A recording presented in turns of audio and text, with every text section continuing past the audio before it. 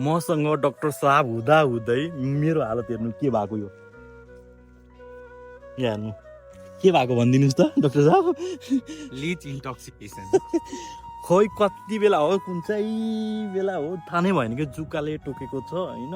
यस्तो चिलायो होइन यस्तो खुट्टामा हेर्छु त जुका रहेछ निकालेर फ्याले अनि तर हेर्नु न यहाँ स्टिल ब्लिडिङ केही भेटेको छैन एउटा अब यसलाई क्लिन गरेर अनि अब त्यहाँ ह्यान्डिप्लास चाहिँ लाउनु पर्छ डाक्टर साहब अब यसको ट्रिटमेन्ट चाहिँ भनिदिनु न अब के गर्ने अहिले यसको ट्रिटमेन्ट अहिले गएर के गर्नु पर्दैन ड्रेसिङ गर्नुपर्छ प्लस के भन्छ मेरो खुट्टा पुरा जुन छ त्यो लगाएर त्यति अरू केही गर्नु पर्दैन आफै हुन्छ आफै हिल हुन्छ नि होइन अब ल अब यसको ट्रिटमेन्ट चाहिँ गरौँ है डाक्टर साहब हुँदा हुँदा यस्तो अवस्था आइसक्यो मेरो प्यान्ट पनि गयो रगतै रगत भइसक्यो त्यो त गइहाल्छ त्यो एसी लगाल्ने इन्जेक्टेबल हाल्नु पऱ्यो होइन